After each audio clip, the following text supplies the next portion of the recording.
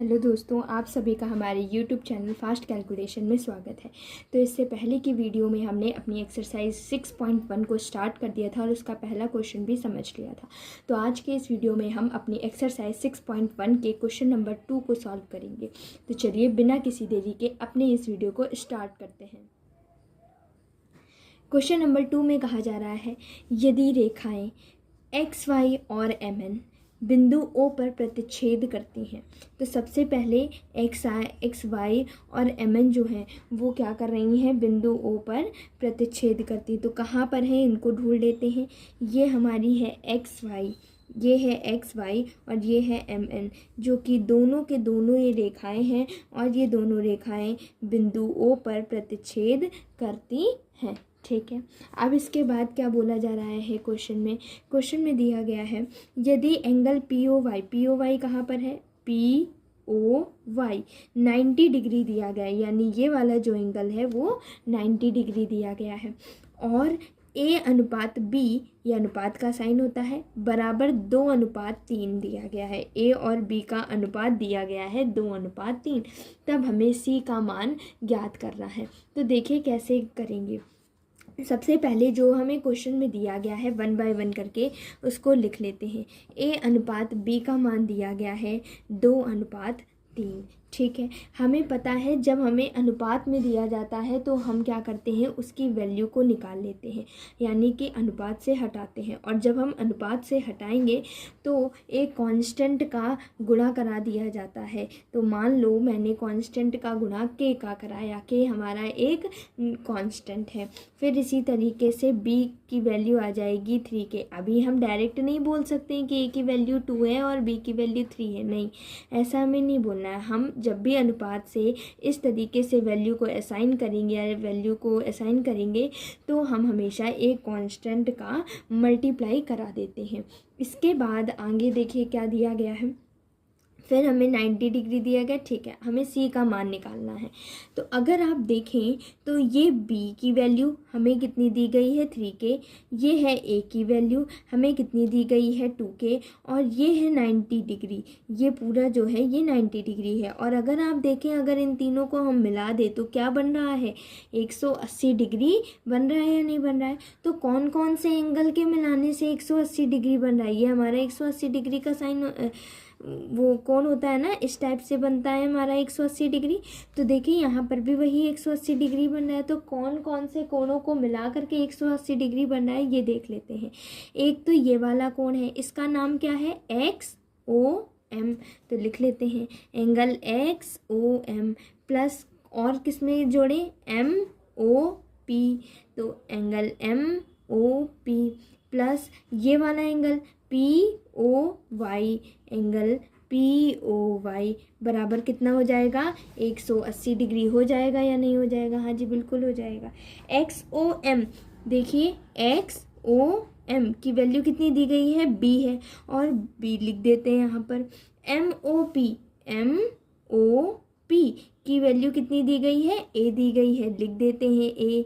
POY की value कितनी दी गई है, 90 डिग्री, तो 90 डिग्री यहाँ पर हम लिख देते हैं। B की वैल्यू कितनी है, B की वैल्यू 3k, तो यहाँ पर B की वैल्यू लिख दिया। A की वैल्यू 2k है तो 2k लिख देंगे, plus 90 equal 180। 2k plus 3k क्या हो जाएगा, 5k। जो भी गुणांक होते हैं के या फिर किसी भी चर हो या अचर, तो यहाँ पर हमेशा गुणांकों को जोड़ दिया जाता है। तो हम क्या करेंगे, 3 में 2 को जोड़ देंगे तो क्या आ जाएगा, 5k आ जाएगा।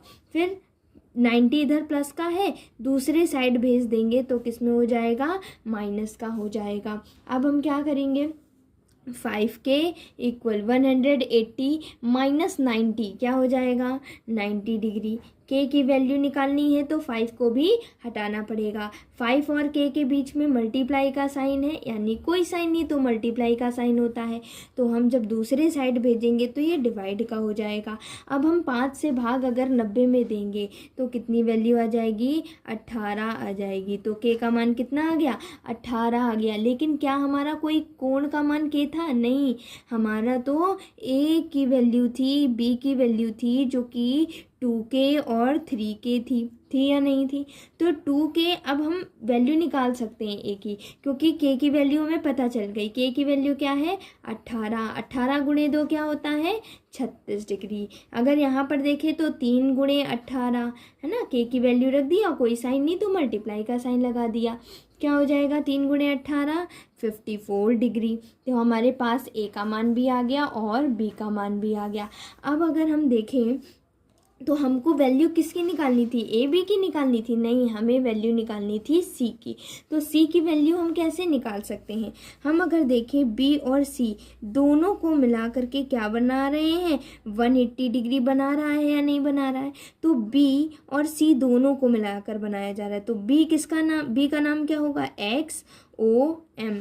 तो यहाँ पर लिख देते हैं angle X O M plus, और कौन सा कौन है? X O N. सी वाला मिलकर के बना रहा है तो एक्स ओ एन लिख देते हैं। एंगल एक्स ओ एन बराबर 180 डिग्री।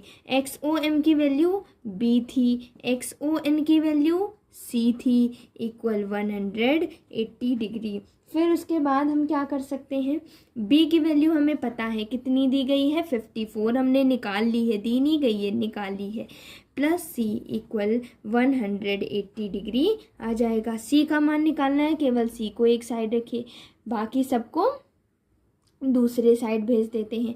तो 180 माइनस 54, अब 180 में से 54 को घटाएंगे, क्या हो जाएगा? 10 माइनस 4 6, 7 माइनस 2 और 7 माइनस 5 2 और 1, यानी सी का मान आ गया हमारा कितना? 126 डिग्री। तो ये हमारा इस क्वेश्चन का क्या हो जाएगा? आंसर हो जाएगा। क्यों? क्योंकि हमें सी का मान ही निकालना था। तो चलिए अब हम अपने नेक्स्ट क्वेश्चन नंबर 3 को सॉल्व कर लेते हैं। देखिए क्वेश्चन नंबर 3 में क्या दिया गया है? यदि एंगल पी क्यू आर बराबर एंगल पी आर क्यू है तो सिद्ध कीजिए कि एंगल पी क्यू एस बराबर एंगल पी आर टी होगा। तो सबसे पहले हम अपने इन सारे एंगल्स को चित्र में देख लेते हैं कि ये सारे एंगल्स हमारे चित्र में कहाँ पर हैं। पी क्यू आर, तो पी क्यू आर जो बीच वाला एंगल होता है उसी की बात की जा रही होती है। तो पी क्यू आर में एंगल क्यू की बात की जा रही है। पी आर क्यू यानी कि एंगल आर की बात की जा रही है, और ये दोनों हमें बराबर दिए गए हैं। तो यहाँ पर जो चीज़ दिया गया है हम लिख लेते हैं। क्या क्या दिया गया है? दिया है angle P Q R equal angle P R Q, तो ये हमने लिख लिया। इसके बाद हमें सिद्ध करना है कि पी क्यू एस बराबर पी आर टी, यानी कि इन वाले एंगल्स को हमें प्रूव करना है। ठीक है, इतनी बात समझ में। ये वाले एंगल जो हमारे अंतः कोण हैं वो बराबर दिए गए। इनको अंतः कोण बोला जाता है क्योंकि अंदर बने हुए होते हैं, और इनको ये बाह्य कोण है हमारी क्योंकि बाहर बने हुए। तो हमें क्या करना है? बाह्य कोण ये जो है इनको बराबर सिद्ध करना, और ये कोण बराबर हमें दिए गए हैं। तो चलिए अब हम क्या करेंगे? इसको बराबर सिद्ध करने के लिए हम क्या करेंगे? सबसे पहले देखिए P Q R plus P Q S, यानी कि इन दोनों कोणों का अगर आप योग देखें तो कितना बन रहा है? 180 बन रहा है या नहीं बन रहा? कौन कौन से एंगल हैं? पी, इस वाले एंगल की अगर मैं बात करूँ तो ये कौन सा एंगल होगा? P Q R. इस वाले एंगल की बात करूँ तो पी क्यू एस। इन दोनों का योग कितना है? 180। तो यहाँ लिख लेते हैं P Q R plus angle P Q S बराबर 180 डिग्री। ये हो गई हमारी समीकरण एक। कोई दिक्कत इसमें?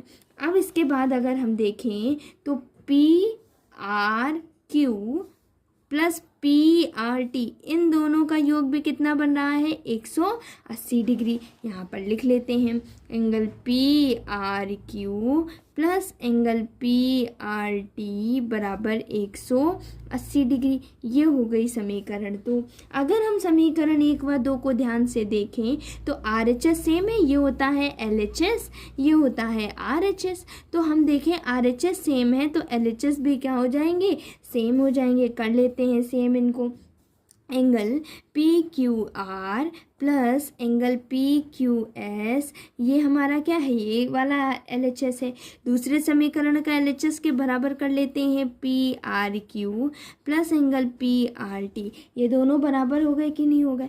अब हम क्या करेंगे, हमको क्या दिया गया था, पी क्यू आर और पी आर क्यू बराबर है। इसका मतलब हम पी क्यू आर की जगह पी आर क्यू को यूज़ कर सकते हैं, क्योंकि बराबर है। जिसके मान बराबर होते हैं, चाहे आप ये यूज़ करो चाहे ये यूज़ करो, कोई फ़र्क नहीं पड़ेगा इक्वेशन में। तो हम पी आर क्यू को क्या कर लेते हैं, यूज़ कर लेते हैं। Plus P Q S equal angle P R Q plus angle P R T. तो पी क्यू आर की जगह बस मैंने यहाँ पी आर क्यू यूज़ किया है, क्योंकि ये दोनों टर्म क्या है, बराबर दिए गए हैं।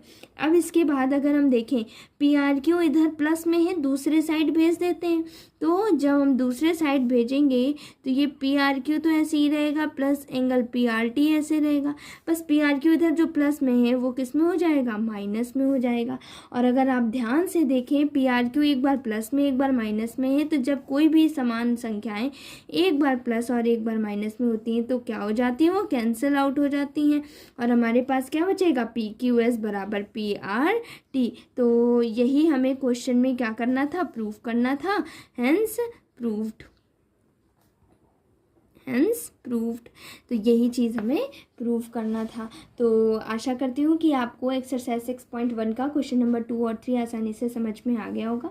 फिर भी आपको इससे रिलेटेड कोई भी डाउट है तो आप हमसे कमेंट सेक्शन में पूछ सकते हैं। अगर आपको ये वीडियो हेल्पफुल लगा हो, अच्छा लगा हो, तो प्लीज़ हमारे चैनल फास्ट कैलकुलेशन को लाइक करें, शेयर करें और सब्सक्राइब करें, ताकि आगे आने वाले सारे नोटिफिकेशन सबसे पहले आप तक पहुँच सकें। Thank you for watching this video.